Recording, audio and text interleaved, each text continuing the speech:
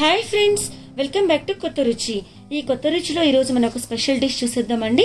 Mushroom కాజు gravy curry అన్నమాట. చాలా బాగుంటుందండి. వేడివేడి చపాతీలోకి, వేడివేడి రోటీలోకి, వేడివేడి పుల్కాలోకి, రైస్లోకి చాలా అంటే చాలా బాగుంటుంది. మనం ట్రై చేసేద్దామా? ఇది చాలా సింపుల్గా టేస్టీగా ప్రిపేర్ చేసుకోవచ్చు అండి. ఇది మన రెస్టారెంట్ స్టైల్ అనమాట. రెస్టారెంట్కి ధీటుగా ఉంటుంది, ఎందుకంటే మనం ఇంట్లోనే ప్రిపేర్ చేసేసుకోవచ్చు అండి. మనం చాలా హెల్త్కి కూడా మష్రూమ్స్ చాలా మంచిది కదా. ముందుగా ఒక ప్యాన్ పెట్టేసుకుందామండి. ప్యాన్ కొంచెం హీట్ అయిన తర్వాత బటర్ ఒక 20 grams వేసుకున్నాను. ఈ బటర్ కొంచెం కరిగిన తర్వాత మనం ముందుగా మష్రూమ్స్ తీసుకున్నానండి. ఒక 2 ప్యాకెట్స్ మనకి షాప్లో దొరుకుతాయి కదా మష్రూమ్స్. 250 grams తీసుకున్నాను. ఈ 250 grams మష్రూమ్స్ కొంచెం పైన ఉన్న లేయర్ని క్లీన్ చేసుకోవాలి. మంచిగా వాటర్లో వేసేసిన తర్వాత తీసుకొని ఇట్లా జస్ట్ బటర్లో వేయించుకోవాలి. ఇట్లా వేయించుకున్నప్పుడు కాస్తంత టర్మరిక్ పౌడర్, కాస్తంత సాల్ట్ వేసుకుని వేయించుకోవాలండి. వీటిలోంచి కొంచెం వాటర్ వస్తుంది. ఈ వాటర్ అంతా ఇంకిపోయేంత వరకు జస్ట్ మనం ఇట్లాగా వేయించుకున్న తర్వాత కాస్తంత ఉండగా తీసుకోవాలన్నమాట. కొంచెం వాటర్ ఉండగా తీసుకోవచ్చు ప్రక్కకి. ఇట్లా బౌల్లో తీసుకుని పక్కన పెట్టుకుందాము. చూసారు కదా, ఇప్పుడు కుకింగ్ ఆయిల్లో వేసుకొని ఒక 2 teaspoons. ఈ బాగా హీట్ అయిన తర్వాత చాప్డ్ ఆనియన్స్ ఒక 2 చిన్నగా కట్ చేసుకొని మనం ఇట్లా వేసుకోవాలన్నమాట. ఇలా ఆనియన్ వల్ల మనకి ఆనియన్స్ వేయడం వల్ల కొంచెం గ్రేవీ అనేది దగ్గరికి వస్తుంది. సో మనం ఆనియన్స్ ఇట్లా వేయించుకొని కాస్తంత సాల్ట్ వేసుకున్నానండి. సాల్ట్ వేసుకోవడం త్వరగా వేగిపోతాయి కదా ఆనియన్, అందుకని కాస్తంత సాల్ట్ వేసుకున్నాను. అట్లనే 1 teaspoon జింజర్ గార్లిక్ పేస్ట్ వేసుకున్నానండి. ఆ జింజర్ గార్లిక్ పేస్ట్ జస్ట్ ఇట్లాగా మనకి 1 teaspoon జింజర్ గార్లిక్ పేస్ట్ వేసుకుందామండి. జింజర్ గార్లిక్ పేస్ట్ వేసుకుంటే దీనిలో కొంచెం పచ్చివాసన పోయేంత వరకు వేయించుకుందాము. ఒక 2 tomatoesని ప్యూరీ చేసుకున్నాను. ఇట్లా గ్రైండ్ చేసుకుని ప్యూరీని కూడా వేసేసుకోవాలి. అయితే బాగుంటుంది అనమాట.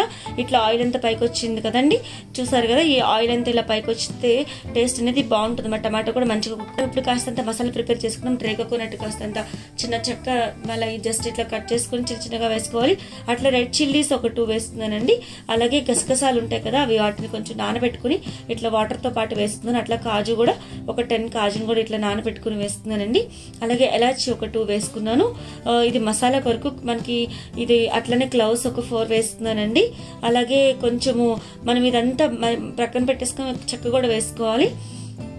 ఇదంతా బ్లెండ్ చేసుకుని ఆ చేసిన ఆ పేస్ట్ని కూడా మనం ఈ టమాటా ప్యూరీలో మనం యాడ్ చేసుకోవాలన్నమాట. ఇదంతా కొంచెం కుక్ అయ్యేంత వరకు జస్ట్ ఒక 5 minutes మనం కుక్ కానివ్వాలి. ఎందుకంటే మనం ఇప్పుడు పేస్ట్ వేసుకున్న ఆ వాటర్ని కూడా యాడ్ చేసుకున్నామండి. ఈ వాటర్ అంతా ఇట్లా మన హై ఫ్లేమ్లో కాకుండా మీడియం ఫ్లేమ్లో దగ్గరికి వచ్చేంత వరకు కుక్ కానివ్వాలి. ఇది ఇప్పుడు ఈ గ్రేవీ అనమాట. ఇది ఇట్లా కొంచెం ఆయిల్ చూసారు బబుల్స్ లాగా ఇట్లా పైకి వస్తుంది. అప్పుడు మనం పచ్చిమిర్చి కూడా యాడ్ చేసుకున్నాం ఒక 4 చిన్నవి. ఇది మనం ఈ కారం కొరకు ఇలా యాడ్ చేసుకుంటే బాగుంటుంది అనమాట. సో చూసారు కదా ఫ్రెండ్స్, ఈ పేస్ట్ అంతా ఇట్లా మంచిగా దగ్గర కుక్ అయితే గ్రేవీలా ఉంటుంది అనమాట. ఇలా మనం ఇలా ప్రిపేర్ చేసుకోవడం వల్ల చాలా టేస్ట్ అనేది బాగుంటుంది. అట్లా ఫ్రెండ్స్ 5 minutes అయిపోయింది కదా. ఇప్పుడు ఆయిల్ చూసారు ఇట్లా బబుల్స్ లాగా ఇట్లా మనకు కుక్ అయినట్టు తెలుస్తుంది కదా. ఇప్పుడు కాస్తంత బటర్ అనేది కొంచెం యాడ్ చేసుకుంటున్నాను. ఈ బటర్ వేయడం వల్ల కూడా మనకి టేస్ట్ అనేది బాగుంటుంది. కస్తూరి మెంతి కాస్తంత ఒక 1 teaspoon వేసుకుంటే ఇంకా చాలా టేస్ట్ అనేది బాగుంటుంది అనమాట. చూసారు కదా, మనం ఈ విధంగా మనం ఇలా ప్రిపేర్ చేసుకుంటే పర్ఫెక్ట్ టెక్స్చర్తో టేస్టీగా రెస్టారెంట్ ధీటుగా ఉంటుందండి. ఇలా మనం ప్రిపేర్ చేసుకోవచ్చు.